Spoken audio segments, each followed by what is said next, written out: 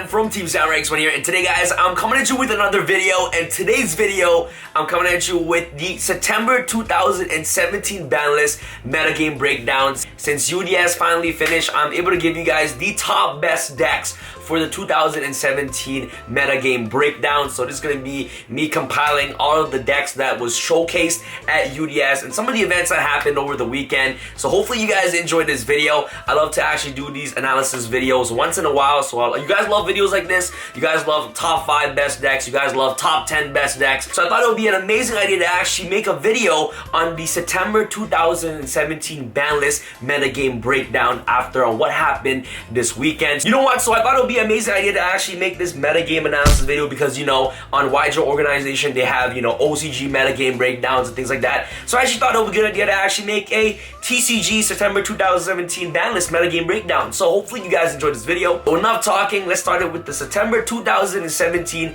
metagame breakdown. Let's get started. Whoa! Alright guys, welcome to the September 2017 ban list metagame breakdown on what happened over the past weekend. So hopefully you guys enjoyed this video. In this video, I'll be covering on what happened in the UDS, the top decks that was represented in the UDS, and what deck won UDS. So I'll explain that as I progress through this video.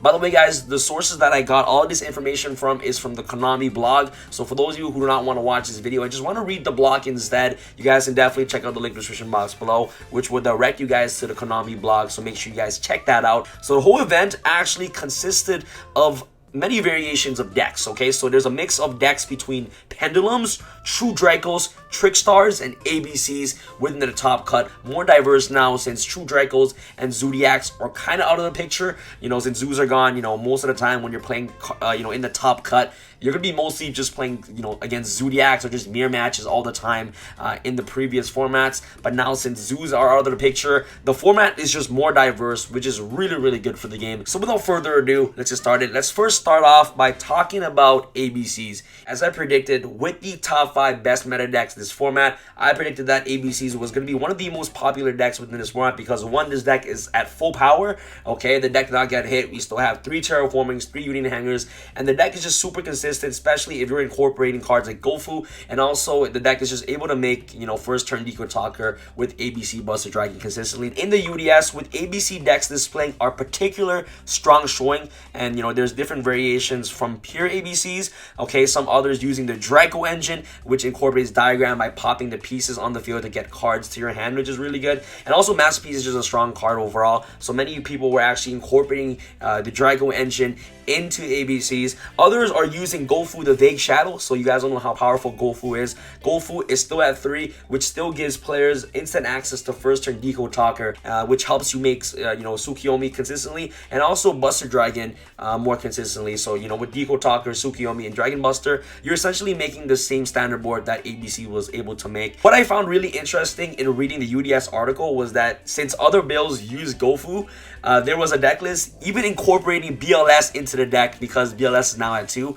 which is actually pretty unique as well because Gofu is a dark, the whole deck are all light monsters, so you can essentially just splash in a couple BLS in there, which is really amazing. And you guys all know that facing a board of Buster Dragon or BLS can be really problematic sometimes and just pose a huge threat for your opponent. Although it had a very strong showing in the UDS, especially during day 1, only one ABC player, you guys all know Calvin Tahan, a very you know, renowned player in the Yu-Gi-Oh community, made it to the top 8 cut with his ABC deck. So make sure you guys are aware and well prepared for ABCs because this deck is still going to be one of the best decks this format. So the next deck that I'd like to talk to you guys about is Trickstars. This deck is now capable of competing since the top 2 decks within last format, Zodiacs and True Draco Zodiacs, are now out of the pictures. Trickstar was able to make a strong showing in the UDS. So what happened there with this deck is that the deck has the ability to actually OTK with burn effects and also have a built-in Drone Lockbird lock with reincarnation, which makes this deck very strong this format.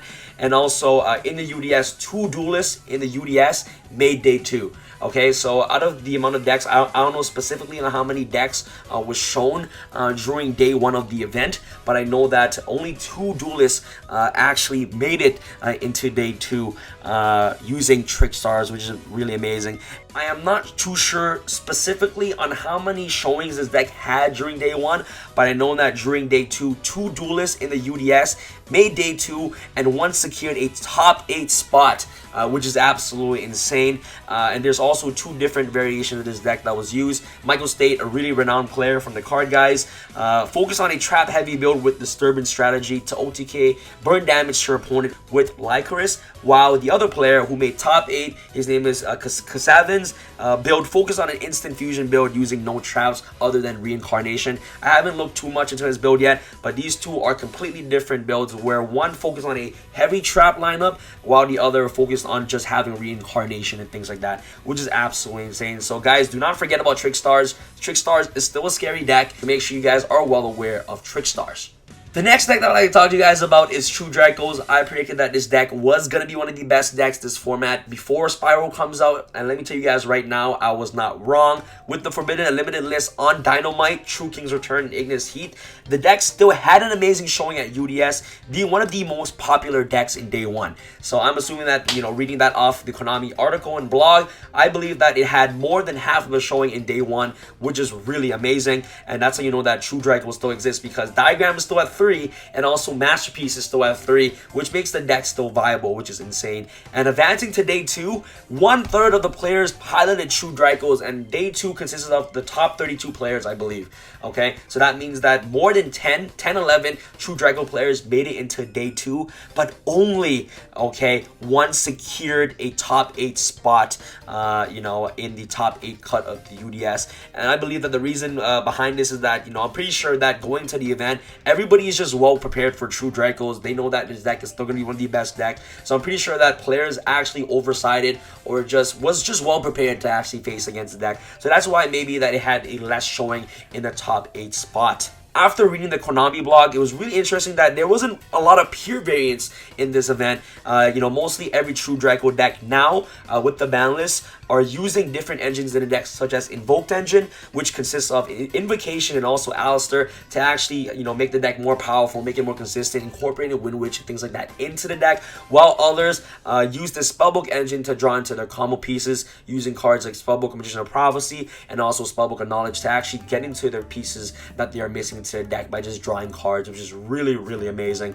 Before Spiral comes out, this deck is still going to be one of the best decks this format, in my opinion. So guys, you guys all know that True Dracos are not a sleeper deck whatsoever. The deck is just still really, really powerful. And the last deck that I like to talk to you guys about is Pendulum Magicians. And with Wavering Eyes back at 3, there was no way that this deck was not going to see play, and the UDS proved it with this deck being the most represented in the top cut and also taking the entire event. You guys all know Jeff Jones. Jeff Jones, one of the best players in the game currently, and was the 3rd place in this year's points qualifier for Worlds.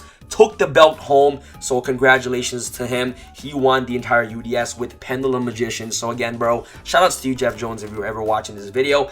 In this event, we saw many different lists, as some using cards like White Fang Magician and Astrograph Sorcerer. Some versions incorporated Golfu and even used Luster Pendulum in their deck list, which showcased the uniqueness in each builds.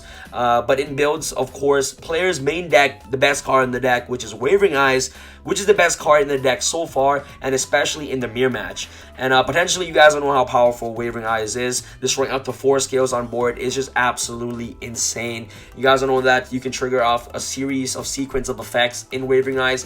If you destroy 1 scale, okay, you basically deal 500. If you destroyed 2 or more, 2 scales, you get a Search a Pendulum card directly from your deck to your hand. If you destroyed 3 scales, you banish 1 random card on the field. And if you destroy 4 scale, you add another Wavering Eyes from your deck to your hand. So if you ever resolve Wavering Eyes to kill 4 scales, you're pretty much just winning the game in the mirror match, which is absolutely insane. So with Wavering Eyes back at 3, the deck is just absolutely insane.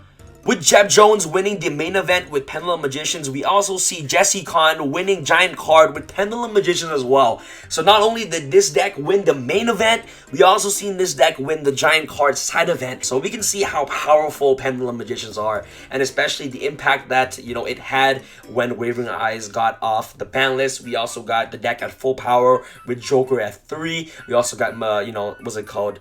Wisdom Eye at 3. The whole deck is just so powerful. The only thing the deck is just missing now now is 1 Kirin and Monkey board, which is basically gonna forever stay in the ban list. So that pretty much rounds off the UDS event. Okay, you know, that's 5 Pendulum Magician decks in the top 8 cut, which is the most represented deck. There was 1 ABC deck, of course, 1 Trickstar deck, and last but not least, 1 True Draco deck in the top 8. And there was also a St. Louis regionals that happened over the past weekend, and here are the top 8 deck lists in the event. So, and of course, shout outs to my boy Asian Persuasion 2008. I actually got this information from him from actually looking at his deck profiles on his channel. So 8th place, there was an ABC Demise, so another ABC deck. 7th place, there was a Blue Eyes, which is absolutely insane. So whoever piloted the Blue Eyes, you are absolutely amazing, bro, for making 7th place playing Blue Eyes. 5th place, I don't have information on 6th place, but 5th place was Pendulum Magicians, so another Pendulum Magicians, and of course I don't have a 3rd or 4th as well, so we're gonna leave those blank. 2nd place was Paleozoic, which is really awesome to see because in the UDS, Paleozoic didn't have a representation at all in the top 8 cut. And last but not least, the deck that won that regional is True Draco Spellbooks. So you know what, True Dracos is one of the best decks this format. You're either incorporating the Invoked engine, or you're either incorporating the Spellbook engine to play True Draco now in today's current format. So I believe that the top spots for this format is definitely Pendulum Magicians and also True Draco decks.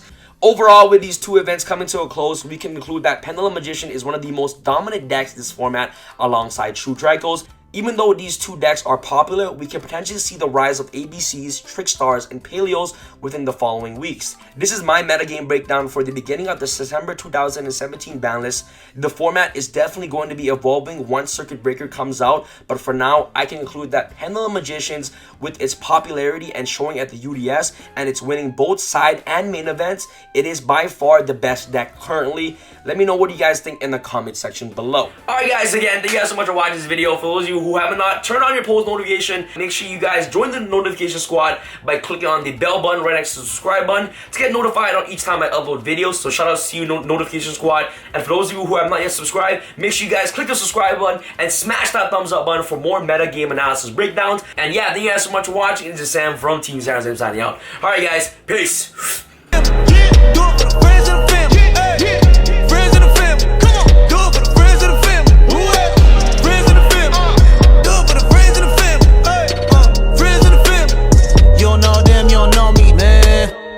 You look like a Men in Black alien trying to blend in on